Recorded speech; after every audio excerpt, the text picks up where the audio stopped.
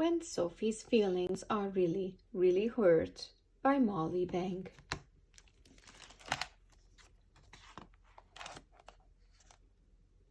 Sophie loves to paint. She also loves the woods. Now Miss Maury is telling the class, after school find a tree you like a lot. Look at it carefully, the trunk, the branches, the leaves. Tomorrow you're going to paint that tree from memory. Sophie already has a favorite tree, a big beech in the woods by her house. Whenever she feels angry or sad, she climbs this tree and her anger and sadness melt away. Sophie feels good just walking toward her tree. Her breathing is deep and slow. She looks at the beech tree carefully. The trunk is thick at the bottom and thin at the top, like a long triangle, and the branches grow straight out and then curve. As she climbs, Sophie feels the smooth bark under her hands. She looks closely at the bark, the branches and the leaves. When she looks up, the leaves glow in the sun. Sophie sits on a high branch and holds the trunk, memorizing everything. She climbs down and carries her memories home. In school the next day, Sophie is excited. She knows her painting will show how much she loves the tree. She can see it in her mind. But when she paints the trunk gray, it looks dull and sad. It feels all wrong. My tree isn't sad at all, Sophie thinks. What can I do? She paints her tree turquoise blue. Wow, not sad anymore. But now she has another problem. If the tree is blue, what color is the sky? Sophie paints the sky orange. Now the tree pops right out. The beech looks wonderful, the way it makes her feel.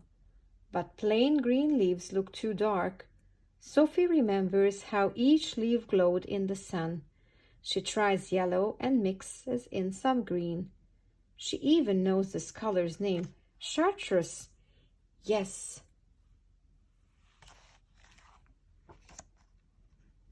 How can she make the tree still more wonderful? She paints yellow all around it, as if it's shining. She fills her shining tree with animals she has seen in the woods. Oh, is Sophie ever happy now? Andrew looks over at her painting. Sophie, your tree is wrong, he says. Real trees aren't blue. Other children move closer to see. You made a goofy orange sky too, Andrew says. Everyone starts to giggle. We're supposed to paint a real tree, Sophie. You did it wrong. Sophie feels her face get hot. She stares down at her sneakers. She feels tears dribbling down her cheeks. She wants to just not to be there. Everybody's giggling and whispering.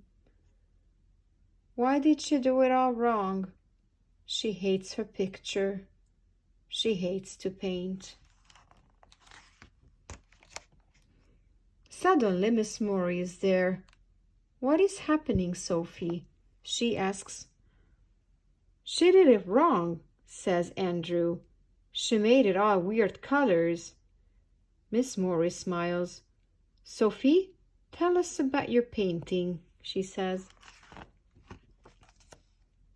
It's my favorite tree, Sophie mumbles. I did look at everything, just like you said. The branches go straight out and curvy, and the leaves are all jaggedy. I tried painting the trunk gray, but it looked too sad. Sophie's voice gets stronger. So I painted it bright blue because that's how it makes me feel. How is that? Asks Miss Maury. It makes me feel good and strong. Yes, says Miss Maury. When I look at your picture, I feel that too.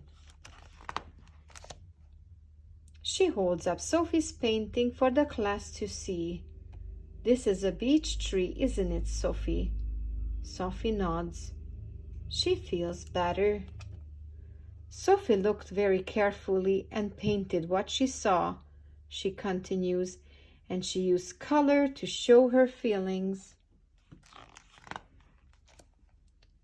Tell us about your picture, Andrew, says Miss Maury.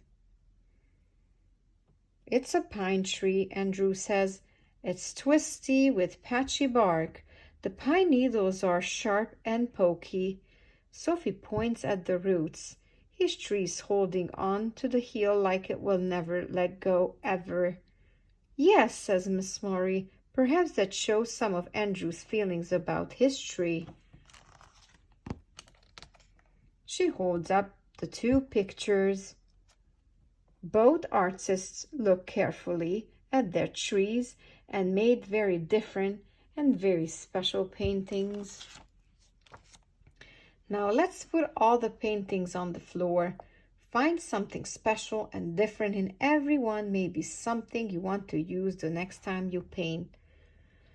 Sophie looks at her painting for a long time. Andrew looks at it too. Your blue tree does look kind of happy, he says, and I like how your tree holds on tight, Sophie replies. After school, Sophie walks to her beech tree. She doesn't feel angry or sad or hurt anymore. Sophie loves painting, and she loves her tree, and she loves just being Sophie.